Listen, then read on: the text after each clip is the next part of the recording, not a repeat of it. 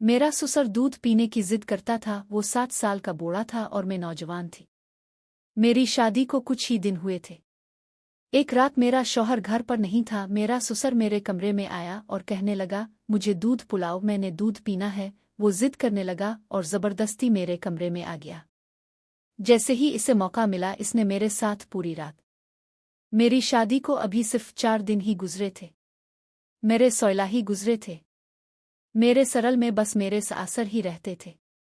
शादी की रात मेरे शौहर अख्तर ने ख़ास तौर पर कहा था कि मेरे अब्बा को बहुत गुस्सा आता है, वरना वो गुस्से में पागल हो जाते हैं। 4 से मैं भी यही देख रही थी कि 4 दिन जब भी अख्तर को आवाज़ दी जाती, इसकी रंगत जर्द पड़ जाती, वो घबरा जाता और फौरन कमरे से बाहर निकल जाता।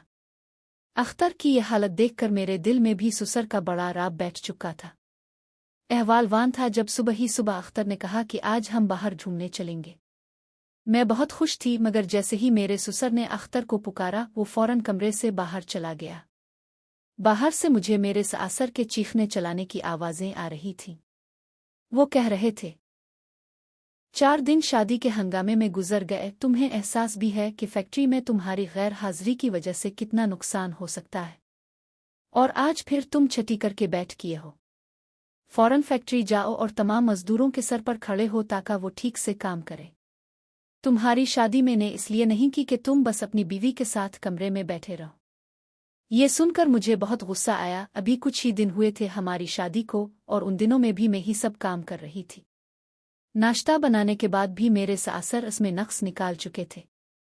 अख्तर ने मुझे मोहब्बत से समझाया था कि अबू की बात का बुरा मत माना। वो मैं उन्हीं बातों में उलझी हुई थी कि मेरे सासर का मिजाज ऐसा क्यों है।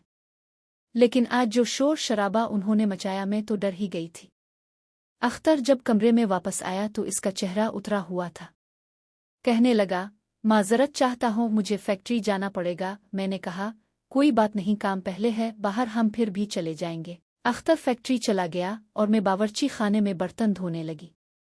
शादी के तीसरे दिन ही मैंने खाना बनाया, घर के सारे काम किए, क्योंकि मेरे सासर ने नौकरानी को निकाल दिया था। उन्होंने कहा था, जब बहू घर में आ गई है तो सफाई भी वही करेगी। मैंने पूरे घर की सफाई कर ली थी और थक हार कर अपने कमरे में आराम के लिए जाने लगी तो सर ने मुझे आवाज़ दी। मैंने अच्छी सुनते ही मुझे सबसे पहले अपने दोपट्टे का ख्याल आया, क्योंकि वो मेरे सीने से सरक चुका था। मैंने फौरन अपना दोपट्टा दुरुस्त किया और बावर्ची खाने चली गई। मेरा दिल जोर जोर से धड़कने लगा था। मुझे कुछ अजीब सा महसूस हो रहा था। मैंने फ्रीजर से दूध निकाला, ग्लास में डाला और खुद को अच्छी तरह दोपट्टे में लपेटकर अपने ससुर के कमरे में चली गई। मैंने साइड टेबल पर दूध का गिलास रखा और जैसे ही बाहर निकलने लगी, ससुर ने कहा, बैठो, थोड़ी देर मुझसे बातें कर लिया करो। घर में तुम्हारे अलावा तो कोई होता नहीं। मैं कई दिनों से अकेला और अकेले बैठकर बोर हो जाता हूँ। ये सुनकर मैं और भी ज्यादा परेशान हो गई। उनके कमरे में बैठने के लिए कोई कुर्सी नहीं थी, इसलिए मुझे मजबूरना बिस्तर के किनारे पर बैठना पड़ा। उन्होंने इधर अलिफादेर की बातें शुरू कर दी, मगर जैसे ही उन्होंने दूध का गिलास मुंह से लगाया, फौरन हटा दिया और बोले, ये बहुत ठंडा है, मैं इतना ठंडा दूध नहीं पी सकता, मुझे तो गर्म दूध पसंद है। ये कहकर उनकी नज़रें मेरे चेहरे से होती हुई मेरे पूरे जिस्म पर सफ़र करने लगी। उनकी नज़रों में कुछ ऐसा था कि मुझे बेचैनी महसूस होने लगी। मेरे माथे पर पसीने के कतरे नुमायां होके थे। मैंने जल्दी से दूध का गिलास लिया और दोबारा बावर्ची खाने चली गई। मैंने दूध को हल्का सा गर्म किया और फिर वापस ले गई। जैसे ही मैंने गिलास उनके सामने रखा, उन्होंने दूध के साथ मेरा हाथ भी थाम लिया। मुझे तो जैसे पूरे बदन में करंट सा लगा। मैंने फौरन घबराकर हाथ खींचना चाहा तो उन्होंने छोड़ दिया। मैं कमरे से निकलने लगी तो कहने लगे, कहाँ जा रही हो? यहाँ बैठो, मुझसे बातें करो, तन्हाई मुझे डसने लगती है। ये सुनकर मेरा दिल और ज्यादा बेचैन होने लगा। फिर कहने लगे, तुमने शादी के अगले दिन जो गुलाबी रंग का सूट पहना था वो बहुत खूबसूरत लग रहा था, आज वही पहन लेना। ये सुनकर मुझे बहुत बुरा लगा। ये फरमाइश तो मेरे शौहर को करनी चाहिए थी, मेरे ससुर को नहीं। जब भी अख्तर फैक्ट्री चला जाता, मेरा सवार मुझे अपने कमरे में बिला लेता, अजीब नज़रों से देखता, बार बार अपने होंठों पर जुबान फेरता और कहता, मुझे दूध पीना है, मुझे गर्म दूध करके दो।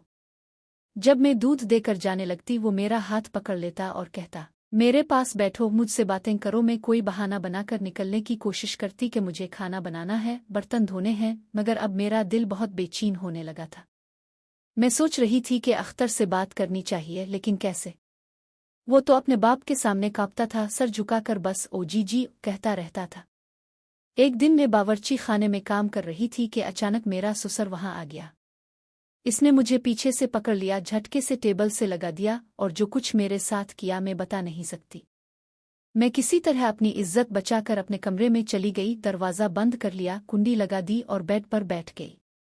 मेरी सांसें तेज हो रही, मेरी आँखें, मेरा वजूद कांप रहा था। आंखों से आंसू बहने लगे। मैं सोच भी नहीं सकती थी कि मेरा सर मेरे साथ ऐसा कर सकता है। मैंने फैसला कर लिया कि मैं अख्तर से बात करूंगी। प्यारे दोस्तों, उम्मीद है आपको हमारी कहानी पसंद आई होगी।